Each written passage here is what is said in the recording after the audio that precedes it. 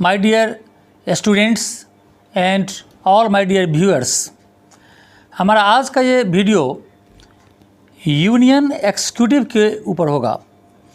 यानी union executive जिसमें president, vice president, prime minister, council of ministers and attorney general of India include रहते हैं। लेकिन union executive को समझने से पहले इसके ज़रा इंट्रोडक्शन पर जाते हैं। एक्चुअली हमारे देश में, हमारे कॉन्स्टिट्यूशन में जो सिस्टम बना हुआ है उस सिस्टम को ठीक से समझने के लिए अगर हम देखें तो पूरा का पूरा देश 3 खंभे के ऊपर टिका हुआ है। पहला खंभे का नाम है लेजिस्लेचर, दूसरे खंभे का नाम है एग्जीक्यूटिव और तीसरे खंभे का नाम है जुडिशरी। यानी लेजिस्लेचर, एग्जीक्यूटिव और जुडिशरी, इन 3 स्तंभों पर हमारा देश टिका हुआ है। Means these 3 are the pillars और the backbone of our Indian constitution और the ruling system of India. अगर हम इसको इस तरह से करें तो मेरे नज़र में ये तीनों ही ब्रह्मा, विष्णु और शिवा की तरह है। अच्छी तरह से इन तीनों के रोल को समझने के लिए अगर एक लाइन में इसके रोल को समझाया जाए तो ये वही है कि ये तीनों ब्रह्मा, विष्णु और शिवा की तरह है। जैसे ब्रह्मा का काम है सृजनकर्ता, ब्रह्मा को सृजनकर्ता कहा जाता है, वैसी लेजिस्लेचर का काम है कानून बनाना। विष्णु का काम है पालन करना, यानी उस बनाए हुए, ब्रह्मा के बनाए हुए कानून को पालन करवाना, इस देश को चलाना, विश्व को चलाना उनका काम है। तो लेजिस्लेचर जो कानून बनाती है उसको एग्जीक्यूटिव लागू करता है। So in my opinion it can be compared with Vishnu. और तीसरा है जुडिशरी, जिसको मैं लॉर्ड शिवा से कंपेयर करता हूँ, क्योंकि लॉर्ड शिवा जैसे संहार करता है तो वैसे ही पनिशमेंट देने का काम जुडिशरी का होता है। तो कानून बनाना लेजिस्लेचर का काम है, कानून को पालन करवाना एग्जीक्यूटिव का काम है, और उस कानून को नहीं मानने वाले को सज़ा देना ये जुडिशरी का काम है। लेकिन इस तीनों को समझने के बाद हम लोग अब आते हैं एग्जीक्यूटिव के ऊपर, क्योंकि हमारा आज का ये वीडियो एग्जीक्यूटिव के ऊपर ही है। अगर अभी तक आपने इस वीडियो को, यानी इस चैनल को अगर आपने अभी तक सब्सक्राइब नहीं किया हो तो प्लीज़ उसे सब्सक्राइब कर लें और ज़्यादा से ज़्यादा लोगों को ये शेयर करें, जिससे हमारे इस वीडियो का लाभ ज़्यादा से ज़्यादा स्टूडेंट्स को मिल सके। हमारा ये video basically ICSE student class 10 को ध्यान में रखकर बनाया गया है, और मुझे पूरी उम्मीद है कि जो पार्ट हम यहाँ पर डिस्कस करेंगे उसमें वो सारा का सारा पार्ट यानी हमारे सिलेबस को कवर करेगा, और साथ में इसके अलावा एक भी क्वेश्चन ऐसा नहीं रह जाएगा जो इसके बाहर हो। मतलब मेरे इस वीडियो को समझ लेने के बाद ऐसा कोई भी क्वेश्चन स्टूडेंट्स के दिमाग में नहीं उठेगा, और उसे बोर्ड एग्ज़ाम को अच्छी तरह से अच्छा मार्क्स सिक्योर करने के लिए 90+ में उसका मार्क्स जाए, इसके लिए वो बहुत ही हेल्पफुल रहेगा। आते हैं टॉपिक पर। एग्जीक्यूटिव वैसे तो यूनियन में भी होता है, स्टेट में भी होता है, लेकिन हमारा टॉपिक यूनियन एग्जीक्यूटिव को लेकर है। तो मेरा पहला जो इंट्रोडक्शन, जैसे हमने कहा कि यूनियन एग्जीक्यूटिव में जो मेन लोग हैं या जो मेन बॉडीज़ है, so what is this union executive कॉन्सिस्टेड of. So union executive is कॉन्सिस्टेड of the president of India, the vice president of India, the prime minister of India, the council of ministers India and the attorney general of India. ये पांचों को मिलाकर union executive कहा जाता है। ये पांचों हमारे देश के लेजिस्लेचर के बनाए हुए नियम को लागू करवाने के लिए इनकी जिम्मेदारी होती है। देश में कहाँ कौन सा कानून, इसके अलावा इनका और भी रोल है। नए नए बिल को लाना, नए नए कानून को लाना भी इनका मेन काम होता है। यानी कोई भी फाइनेंशियल ट्रांजैक्शन कैसा होगा चाहिए, ये उनका काम है। तो पूरी तरह से व्यवस्था को सुचारू रूप से चलाना ही इनका मेन काम होता है। सो हमने देखा यहाँ पर कि मेन कंस्टिट्यूएंट्स जो है वो कौन कौन है हमारे एग्जीक्यूटिव का। लेकिन अगर देखा जाए तो जब हमने 5 नाम कहा, इस पांचों में भी अगर हेड कौन है तो हेड है the president of India. Indian president जो है वो हेड ऑफ द कॉन्स्टिट्यूशन है। Indian president guardian of the constitution. Indian president हमारे देश का हेड है, जैसे उसका नाम है राष्ट्रपति, तो राष्ट्र का वो मालिक है। President of India is the head of union executive. और हेड ऑफ ऑल एग्जीक्यूटिव्स। तो चूंकि ये वीडियो हमारा प्रेसिडेंट को लेकर ही है और वाइस प्रेसिडेंट को लेकर है, हमारे ICSE सिलेबस में यूनियन एग्जीक्यूटिव को 2 पार्ट में बांट कर अगर देखा जाए, पहला पार्ट में यूनियन एग्जीक्यूटिव में आता है प्रेसिडेंट और वाइस प्रेसिडेंट, और दूसरा पार्ट है prime minister and council of ministers को लेकर। हमारा वीडियो भी एग्जीक्यूटिव का 2 अलग अलग पार्ट पर ही होगा। ये पार्ट 1 है यूनियन एग्जीक्यूटिव का, तो इसमें हम लोग प्रेसिडेंट और वाइस प्रेसिडेंट को डिस्क्राइब करेंगे। तो आते हैं टॉपिक के ऊपर। पहला क्वेश्चन तो मैंने यहाँ पर डिस्क्राइब कर ही दिया है कि यूनियन एग्जीक्यूटिव का पार्ट कौन कौन होता है। तो ये 5 का नाम हमें याद रखना होगा: president, vice president, prime minister, council of ministers and attorney general of India. अब सवाल उठता है कि प्रेसिडेंट के इलेक्शन के लिए क्या सब क्वालिफिकेशन का दरकार पड़ता है, means what are the essential qualifications for being the president of India. तो पहला जो इसके लिए क्वालिफिकेशन है वह है एज से रिलेटेड, उस व्यक्ति का एज कम से कम यानी मिनिमम 35 ईयर्स का होना चाहिए। मैक्सिमम एज की कोई लिमिटेशन नहीं है। Means the person who wants to contest for the election of president, he must be at least 35 years old. दूसरा, he must be a citizen of India. उसे भारत का नागरिक होना अनिवार्य है, क्योंकि ये पोस्ट सिर्फ भारत के नागरिकों के लिए ही है। तीसरा है कि that very person who wants to contest in the election of president must not hold the post of profit under any government. किसी भी गवर्नमेंट के अंडर में किसी प्रॉफिट वाले पोस्ट पर वह काम नहीं करता रहना चाहिए, यानी जिससे उसको कुछ लाभ हो, मॉनेटरी बेनिफिट हो, ऐसे किसी पोस्ट पर वह काम नहीं करते होना चाहिए। और चौथा, ऑब्वियसली कि वो पर्सन साउंड माइंडेड पर्सन होना चाहिए। So these 4 qualifications are required for being the president of India. अब इसके बाद यहाँ पर क्वेश्चन आता है कि हमारे देश में प्रेसिडेंट ऑफ इंडिया का इलेक्शन कैसे होता है, means how is the president of India elected. इसके अलावा कितने साल के लिए प्रेसिडेंट ऑफ इंडिया चुना जाता है, और समय से पहले प्रेसिडेंट ऑफ इंडिया को कैसे हम रिमूव कर सकते हैं।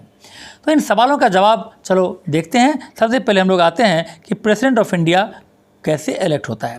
हमारे देश में प्रेसिडेंट ऑफ इंडिया का जो इलेक्शन होता है वो इनडायरेक्ट होता है। हमारे देश में इनडायरेक्ट सिस्टम है। क्यों है उसको हम आगे डिस्क्राइब करेंगे, लेकिन पहले यहाँ पर हम लोग देख लें कि हमारे देश में प्रेसिडेंट ऑफ इंडिया का इलेक्शन इनडायरेक्ट होता है और ये एक इलेक्टोरल कॉलेज के द्वारा होता है।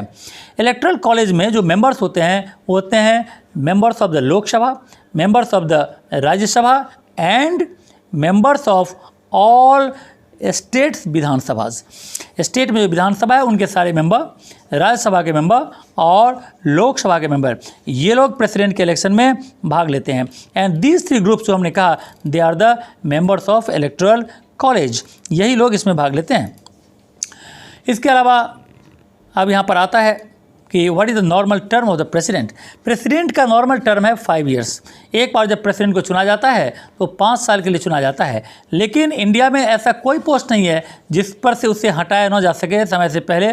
तो प्रेसिडेंट को हटाने के लिए भी एक सिस्टम बना हुआ है, और जिस सिस्टम के थ्रू प्रेसिडेंट को before the expiry of his term उन्हें हटाया जाता है, उसको बोलते हैं इम्पीचमेंट। इम्पीचमेंट के थ्रू प्रेसिडेंट को हम हटा सकते हैं। लेकिन इम्पीचमेंट के लिए ज़रूरी यह है कि किस कंडीशन में प्रेसिडेंट के खिलाफ इम्पीचमेंट लाया जाएगा। उसके लिए 2 कंडीशन है। अगर प्रेसिडेंट कोई काम करने के लायक नहीं है, सक्षम नहीं है प्रेसिडेंट के पोस्ट के लिए, इलेक्शन जीत कर वो ऐसे आ गया but he is not able to do, inability of the president functioning. और दूसरा कि अगर वो इंडियन कॉन्स्टिट्यूशन के खिलाफ काम कर रहा है, तो इस 2 कंडीशन में उसके ऊपर इम्पीचमेंट लाया जा सकता है। लेकिन ये इम्पीचमेंट दोनों हाउस से, यानी लोकसभा से और राज्यसभा से, दोनों हाउस से ये 2/3 मेजॉरिटी के साथ पास होना चाहिए। अगर ये पास हो जाता है तो जाकर प्रेसिडेंट को इम्पीच किया जाता है, यानी उसे अपने पोस्ट से हटा दिया जाता है। अब इसके बाद यहाँ पर जो क्वेश्चन, जैसा हमने आगे कहा था कि इंडिया का जो प्रेसिडेंट है, इंडियन प्रेसिडेंट का इलेक्शन इनडायरेक्ट होता है।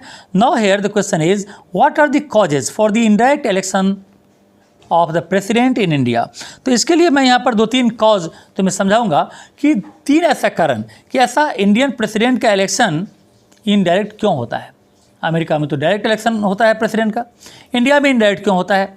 प्राइम मिनिस्टर का इंडिया में डायरेक्ट इलेक्शन होता है। तो इनडायरेक्ट इलेक्शन होने का पहला कारण क्या है?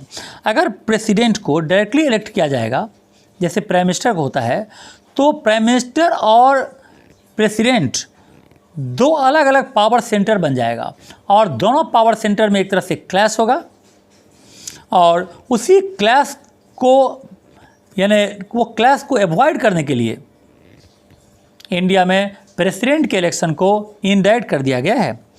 दूसरा है कि अगर इंडियन प्रेसिडेंट का इलेक्शन अगर इनडायरेक्ट होता है तो एक तरह से ये भी देखा जाता है कि इंडियन प्रेसिडेंट एक बहुत ही सम्मानित पोस्ट है, और हमारे देश में जो इलेक्शन होता है उसमें बहुत सारा बूथ कैप्चरिंग, रिगिंग, लूट मार, मर्डर, हर तरह की चीज़ें होती है।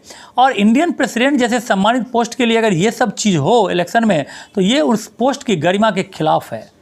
इसलिए उस पोस्ट की डिग्निटी को बरकरार रखने के लिए भी इंडियन प्रेसिडेंट का इलेक्शन इनडायरेक्ट रखा गया है। और तीसरा कॉज ये भी है कि एक बार इलेक्शन होता है तो काफ़ी लंबा चौड़ा प्रोसेस है, काफ़ी लंबा चौड़ा इसके ऊपर खर्चा भी होता है। तो उस समय को बचाने के लिए मतलब indirect elections shaves time, money and energy. ये हमारा समय, पैसा और हमारा ताकत, हमारी शक्ति, तीनों को इनडायरेक्ट इलेक्शन बचाता है। तो these are the 3 causes for the indirect election of the president in India. Now we are coming to the next part. अब सवाल उठता है कि प्रेसिडेंट के इलेक्शन होने के बाद जब प्रेसिडेंट को चुन लिया जाता है तो प्रेसिडेंट को ओथ कौन दिलाता है, और प्रेसिडेंट के इलेक्शन में अगर कोई डिस्प्यूट हो जाए तो उसको कौन रिमूव करता है? सबसे पहले कि प्रेसिडेंट को ओथ कौन दिलाता है? प्रेसिडेंट को ओथ दिलाता है chief justice of India. The chief justice of India administers the oath to the president of India. और इलेक्शन से रिलेटेड जो भी समस्याएं आती है प्रेसिडेंट के इलेक्शन से रिलेटेड, उसको सॉल्व करता है सुप्रीम कोर्ट, न कि election commission of India. Election commission of India यानी प्रेसिडेंशियल इलेक्शन के डिस्प्यूट को सॉल्व नहीं करता है, ये डायरेक्टली सुप्रीम कोर्ट में ही होता है। तो ये था प्रेसिडेंट के ऊपर एक तरह से यानी एक इंट्रोडक्शन जो हमने यहाँ पर देखा कि प्रेसिडेंट का इलेक्शन कैसे होता है, कितने साल के लिए होता है, क्या क्वालिफिकेशन का दरकार है, कौन ओथ दिलाता है, कैसे उसे हटाया जा सकता है। ये सारी चीज़ प्रेसिडेंट के जनरल टर्म्स के बारे में हमने यहाँ पर देख लिया है। हम लोग चलते हैं प्रेसिडेंट का पावर और फंक्शन क्या है। प्रेसिडेंट का पावर और फंक्शन वैसे तो पेपर पर बहुत ही ज़्यादा है, लेकिन प्रेसिडेंट का पावर और फंक्शन एक तरह से प्रैक्टिकली बहुत ही लिमिटेड है। मतलब प्रेसिडेंट सब कुछ प्राइम मिनिस्टर के एडवाइस से ही करता है, ज़्यादातर काम उसे प्राइम मिनिस्टर के एडवाइस पर ही किया जाता है। लेकिन जितना भी काम होता है वो होता है सब प्रेसिडेंट के नाम से। यानी परिवार में जब कोई बुजुर्ग व्यक्ति हो गया तो अब वो काम करने के लायक नहीं है, लेकिन उसका बहुत नाम क्या हुआ है, लेकिन अब उसका बेटा काम करने के लायक हो गया, तो काम सब बेटा करता है लेकिन काम करता है बाप के नाम पर कि पिताजी ने कहा है कि ये काम कर दीजिए। तो सारा का सारा ऑर्डर इशू होगा प्रेसिडेंट के नाम पर, लेकिन इशू करने के लिए जो कहेगा प्रेसिडेंट को वो होगा प्राइम मिनिस्टर। तो अगर देखें तो प्रेसिडेंट एक तरह से हमारे एक्सिक्यूटिव का हेड, जो मैंने कहा था हेड जरूर है, वो एक क्या है तो वो एक नॉमिनल हेड है, मतलब नाम का हेड है, और जो रियल हेड है वो है प्राइम मिनिस्टर, जिसके एडवाइस पर ही प्रेसिडेंट सब कुछ करता है। अब चलते हैं इसके एक एक पावर को डिस्क्राइब करेंगे, लेकिन हर पावर में हमें ये देखना होगा कि सारा का सारा चीज़ प्रेसिडेंट जो है प्राइम मिनिस्टर के एडवाइस पर ही करता है। सो पहला पावर है executive powers of the president. Executive powers क्या है? एक्सिक्यूटिव पावर्स में सबसे पहला पावर होता है कि प्राइम मिनिस्टर प्रेसिडेंट एक्चुअली जो मेंबर्स हैं, बहुत सारे ऐसे हैं जो जिसको नियुक्त करता है। Being the executive head of the country, all executive actions are taken in the name of the president. President के नाम पर ही सारा एक्शन लिया जाता है। यानी जैसा हमने कहा पहला फंक्शन कि जितना भी काम होगा वो सब प्रेसिडेंट के नाम से ही होगा। दूसरा चीज़ हमने देखा यहाँ पर कि इस पावर में यानी एक्सिक्यूटिव पावर में president appoints the prime minister. President prime minister को अपॉइंट करता है और उसके एडवाइस पर वो बाकी काउंसिल ऑफ मिनिस्टर्स को भी ये नियुक्त करता है। इसके अलावा प्रेसिडेंट गवर्नर को अपॉइंट करता है, सुप्रीम कोर्ट के जजेस को अपॉइंट करता है, हाई कोर्ट के जजेस को अपॉइंट करता है, एम्बेसडर को अपॉइंट करता है, बहुत सारे। तो इसके अलावा वो यूपीएससी के चेयरमैन को, controller and auditor general of India को, तो जितने भी बड़े बड़े ऑफिशियल्स हैं वो सारे ऑफिसर्स को प्रेसिडेंट ऑफ इंडिया ही नियुक्त करता है, जो इसके यानी एक्जीक्यूटिव पावर में आता है। लेकिन याद रहे कि इसमें से कोई भी चीज़ वो अपनी मर्जी से नहीं बल्कि प्राइम मिनिस्टर के एडवाइस से ही करता है। इसके अलावा प्रेसिडेंट यानी तो प्रेसिडेंट का ये 4 फंक्शन हो गया। पहला function, all orders are issued in the name of president. दूसरा होता है कि ये प्राइम मिनिस्टर और उसके काउंसिल ऑफ मिनिस्टर्स को अपॉइंट करता है। तीसरा हमने देखा कि ये गवर्नर, उसके अलावा जज of supreme court, high court, और इसके अलावा जितने इंपॉर्टेंट ऑफिशियल्स हैं इन सब का अपॉइंटमेंट ये करता है। अब इसके बाद आता है इसका लेजिस्लेटिव पावर्स। लेजिस्लेटिव पावर में सबसे पहला पावर ये है कि लोकसभा और राज्यसभा के द्वारा जो भी कानून बनाया जाएगा, दोनों कानून के पास होने के बावजूद भी जब तक उस पर प्रेसिडेंट का सिग्नेचर नहीं होगा तब तक वो बिल लॉ में कन्वर्ट नहीं होगा। तो प्रेसिडेंट क्या करता है, प्रेसिडेंट उन सारे बिल पर जो बिल लोकसभा और राज्यसभा से पास हो गया है उस बिल पर वो सिग्नेचर करता है। यानी कहने का मतलब कोई भी कानून बिना प्रेसिडेंट की मर्जी के बन ही नहीं सकता। दूसरा हम लोग देख रहे हैं कि प्रेसिडेंट समोन कर सकता है, प्रोरॉग कर सकता है पार्लियामेंट को और डिजॉल्व भी कर सकता है। यानी सेशन बुला सकता है, सेशन को ख़त्म कर सकता है और पूरे पार्लियामेंट को भी डिजॉल्व कर सकता है। ये प्रेसिडेंट का पावर है। इसके अलावा प्रेसिडेंट जॉइंट सेशन यानी लोकसभा और राज्यसभा के जॉइंट सेशन को एड्रेस करता है। खासतौर पर 2 ओकेशन पर ये अपॉइंट करता है। ये क्वेश्चन बोर्ड में काफ़ी आता है कि on what 2 occasions the president addresses joint session of the parliament. तो जॉइंट सेशन में पहला है कि जब इलेक्शन के बाद जब पार्लियामेंट का पहला सेशन होता है उसका पहला दिन president joint session of Lok Sabha और राज्यसभा को एड्रेस करता है। दूसरा है कि प्रत्येक साल के पहले सेशन का पहला दिन, प्रत्येक साल के पहले सेशन का पहला दिन भी प्रेसिडेंट जॉइंट सेशन को एड्रेस करता है। ये 2 अवसर पर एड्रेस करता है। तीसरा भी है, अगर कोई डिस्प्यूट हो जाए तो वो दोनों को बुलाकर जॉइंट सेशन कर सकता है। इसके अलावा मनी बिल से रिलेटेड कोई भी बिल अगर मनी से रिलेटेड आएगा या मनी बिल कोई भी बिना उसके प्रायर परमिशन के आ नहीं सकता। तो हमने देखा यहाँ पर इसके अलावा वो ऑर्डिनेंस भी इशू कर सकता है। अगर पार्लियामेंट सेशन में न हो तो स्पेशल ऑर्डर इशू करता है, जो जब तक फिर पार्लियामेंट सेशन में नहीं है तब तक वो कानून की तरह ही पूरे देश में काम करता है। तो इस तरह से हमने देखा लेजिस्लेटिव पावर्स में 5 लेजिस्लेटिव पावर्स जिसको हमने डिस्क्राइब किया। और पहला था समोन करना, प्रोरॉग करना और डिजॉल्व करना। दूसरा हमने देखा जॉइंट सेशन को एड्रेस करना, मनी बिल के लिए परमिशन देना, सारे बिल्स के ऊपर अपना सिग्नेचर के बिना कानून नहीं बनेगा, और इसके अलावा ऑर्डिनेंस इशू करना। इसके बाद जो मेन टॉपिक्स है, मेन फंक्शन है, वो है इसका फाइनेंशियल पावर। फाइनेंशियल पावर में जैसा हमने अभी कहा कि कोई भी मनी बिल लोकसभा में जब इंट्रोड्यूस होगा, जैसा तुम जानते हो कि मनी बिल सिर्फ लोकसभा में इंट्रोड्यूस हो सकता है, राज्यसभा में नहीं, तो वो बिना प्रेसिडेंट के मर्जी के हो नहीं सकता। द प्रेसिडेंट्स के अलावा दूसरा रोल है इसका कि प्रत्येक 5 साल पर प्रेसिडेंट फाइनेंशियल कमीशन का गठन करता है, जो फाइनेंशियल कमीशन 5 साल में गवर्नमेंट के द्वारा किए हुए खर्चों का लेखा जोखा रखता है। इसके अलावा प्रेसिडेंट को एक कॉन्टीजेंसी फंड होता है, आकस्मिक यानी एक निधि, एक फंड जो अचानक कोई विपत्ति पड़ गई, मुसीबत पड़ गई, कोई डिजास्टर हो गया तो उससे भी वो खर्चा कर सकता है।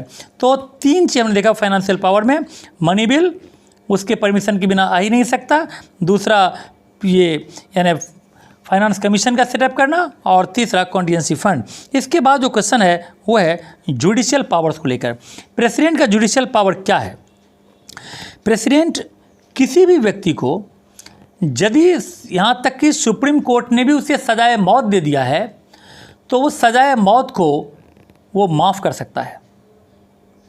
दूसरा, सजाए मौत को वो उम्र कैद में बदल सकता है, ये भी उसका है। और तीसरा है कि वो किसी भी कोर्ट के सामने आंसरेबल नहीं है जब तक वो प्रेसिडेंट ऑफ इंडिया के पोस्ट पर है। ही is not answerable before any court of law. तो ये इसका जुडिशियल पावर है। इसके बाद इसका आता है मिलिट्री पावर्स। मिलिट्री पावर्स में देखेंगे president is the supreme commander of defence force of India. India के डिफेंस फोर्स का ये सुप्रीम कमांडर होता है। प्रेसिडेंट किसी भी देश के खिलाफ वार डिक्लेयर कर सकता है, किसी भी देश के खिलाफ वो पीस भी इस्टेब्लिश कर सकता है, लेकिन हमें नहीं भूलना चाहिए ये काम भी वो काउंसिल ऑफ मिनिस्टर्स के एडवाइस पर ही करता है। इसके अलावा वो जितने भी फोर्सेज हैं, हमारे तीनों फोर्सेज के चीफ का अपॉइंटमेंट भी प्रेसिडेंट ही करता है, लेकिन इसमें भी प्राइम मिनिस्टर यानी काउंसिल ऑफ मिनिस्टर्स का वो एडवाइस लेता है। इसके अलावा हम लोग चलते हैं उसके नेक्स्ट पर डिस्क्रिशनरी फंक्शन। बहुत इंपॉर्टेंट फंक्शन है ये। डिस्क्रिशनरी फंक्शन का ऐसा है कि जो इसका विशेषाधिकार है, जिसमें काउंसिल ऑफ मिनिस्टर्स यानी प्राइम मिनिस्टर की दखलंदाजी नहीं होती, ये इसका एब्सोल्यूट राइट है। तो कौन कौन सा ऐसा फंक्शन है जो डिस्क्रिशनरी फंक्शन के अंतर्गत आता है प्रेसिडेंट का? पहला फंक्शन है कि यदि लोकसभा का इलेक्शन हुआ और किसी भी पार्टी को एब्सोल्यूट मेजॉरिटी नहीं हुई या कोई भी पार्टी प्राइम मिनिस्टर के लिए अपना यानी गवर्नमेंट फॉर्म करने के लिए अपना दावा पेश करने में सक्षम नहीं है, तो ऐसे कंडीशन में प्रेसिडेंट किसी भी व्यक्ति को प्राइम मिनिस्टर बना सकता है और उसे 1 सप्ताह या 15 दिन या 10 दिन का टाइम देकर उसे बहुमत साबित करने के लिए कह सकता है, मेजॉरिटी प्रूव करने का टाइम देता है वो। तो ये उसका विशेषाधिकार है, स्पेशल राइट है उसका कि कोई भी व्यक्ति किसी भी व्यक्ति को वो प्राइम मिनिस्टर बना सकता है अपने विवेक के अनुसार से। दूसरा है कि जब कोई बिल प्रेसिडेंट के पास आता है after passing both the houses, जब वो आता है तो उसको कितने वक्त के लिए वो रोक कर रखे, या तो उस पर साइन कर देगा तो वापस चला जाएगा, या कुछ उस पर रिमार्क्स लिख देगा कि इसमें ये चेंज करो तो भी वापस जाएगा। लेकिन अगर वापस फिर से कर दिया, पार्लियामेंट उसके पास भेज दिया, तो उसको साइन करना पड़ेगा। तो और तीसरा ये है कि वो कितने समय तक बिल को अपने पास रोक कर रखेगा, इसका कोई टाइम पीरियड ही नहीं है। तो इसका मतलब अगर उसकी मर्जी नहीं है साइन करने की तो पूरे समय के लिए रख देगा, 5 साल के लिए रख दिया जितना दिन के लिए प्रेसिडेंट है, तो अपने समय में वो बिल को पास नहीं होने देगा। यानी उसकी मर्जी के खिलाफ, प्रेसिडेंट की मर्जी के खिलाफ इंडिया में कोई भी कानून नहीं बन सकती। ये इसका सबसे बड़ा डिस्क्रिशनरी पावर है। इसके अलावा ये है कि जब नो कॉन्फिडेंस मोशन, कोई भी गवर्नमेंट लोकसभा में हार जाती है, उसके बाद प्राइम मिनिस्टर को इमीडिएटली रिजाइन करना होता है। जनरली प्राइम मिनिस्टर रिजाइन करने के साथ ही लोकसभा को भंग करने की बात के लिए एडवाइस कर देता है प्रेसिडेंट को। ऐसे कंडीशन में वो प्राइम मिनिस्टर की बात को मानने के लिए मजबूर नहीं है। प्रेसिडेंट वहाँ पर तलाश करता है, संभावना तलाश करता है कि क्या दूसरा पार्टी भी सरकार बना सकता है, क्या इलेक्शन से बचा जा सकता है। ऐसे कंडीशन में उन सारी संभावनाओं को तलाश करता है और यहाँ भी वो प्राइम मिनिस्टर की बात को मानने के लिए मजबूर नहीं है। तो इस तरह से हमने देखा ये 3 जो इसका डिस्क्रिशनरी पावर है। इसके बाद आता है इमरजेंसी पावर। इमरजेंसी पावर्स में आमतौर पर जो कंडीशन है वह है इमरजेंसी किस किस कंडीशन में हमारे देश में लगाई जा सकती है। पहला है कि जब देश में आर्म रिवेलियन हो जाए, यानी सैनिक विद्रोह हो जाए, सेना ही सरकार के खिलाफ विद्रोह कर दे। दूसरा कंडीशन है कि ये दूसरे देश के साथ वार छिड़ा हुआ है या वार होने की संभावना है, तब पर भी इमरजेंसी लगाई जा सकती है। इसके अलावा अगर पर्टिकुलर किसी स्टेट में लॉ एंड ऑर्डर पूरी तरह से खत्म हो गई है, कानून व्यवस्था बिल्कुल ही अब नहीं है, लोग एक दूसरे को मारते हैं, मरते हैं, अपनी मर्जी से कोई काम करते हैं और कानून व्यवस्था से बिल्कुल ही खौफ नहीं है, तो ऐसे भी इमरजेंसी लगाई जा सकती है। इसके अलावा कंट्री में अगर फाइनेंशियल इंस्टेबिलिटी आ जाए, देश में पैसे की कमी हो जाए, तो वैसे कंडीशन में फाइनेंशियल इमरजेंसी भी लगाई जाती है। तो ये कंडीशन है इमरजेंसी लगाने का। हम लोग देखेंगे यहाँ पर कि हमारे देश में इमरजेंसी, जैसा हमने कहा कि कितने टाइप का होता है, 3 टाइप का। पहला जनरल इमरजेंसी जो पूरे देश में लगता है, दूसरा कॉन्स्टिट्यूशनल इमरजेंसी जो पर्टिकुलर स्टेट में लगता है, और तीसरा फाइनेंशियल इमरजेंसी जो आमतौर पर फाइनेंशियल क्राइसिस अगर कंट्री में होता है तो उसमें लगता है। यदि हमारे देश में जनरल इमरजेंसी हो जाए तो एक नागरिक के ऊपर उसका क्या इफेक्ट होता है, तो इसके लिए हम लोग देखेंगे कि प्रेसिडेंट पूरी तरह से एडमिनिस्ट्रेटर बन जाता है और फेडरल सेटअप पूरी तरह खत्म हो जाता है, यानी स्टेट का पावर पूरी तरह खत्म हो जाता है। स्टेट से रिलेटेड बिल भी पार्लियामेंट में ही बनता है, सेंट्रल गवर्नमेंट बनाता है, और रियल जो शासन व्यवस्था है वो प्रेसिडेंट के हाथ में आ जाता है। प्रेसिडेंट रूल के दरमियान अगर कुछ ऐसा कंडीशन आ जाए कि हमारे फंडामेंटल राइट को सीज कर लिया जाए, तो वैसे तो हमारे कॉन्स्टिट्यूशन में ये सिस्टम है कि अगर हमारा फंडामेंटल राइट कोई भी गवर्नमेंट या कोई भी पीपल अगर सीज कर लेता है तो हम उसके खिलाफ सुप्रीम कोर्ट या हाई कोर्ट में केस कर सकते हैं। लेकिन इमरजेंसी पीरियड में हम सुप्रीम कोर्ट में केस नहीं कर सकते। अगर हमारी फंडामेंटल राइट को भी अगर सीज कर लिया गया तब पर भी हम सेंट्रल गवर्नमेंट सुप्रीम कोर्ट या हाई कोर्ट में गवर्नमेंट के खिलाफ केस नहीं कर सकते। Means we do not have the right to go to the court for the violation of our fundamental rights. The third one is the tenure of the Lok Sabha can be extended by 1 year at a time.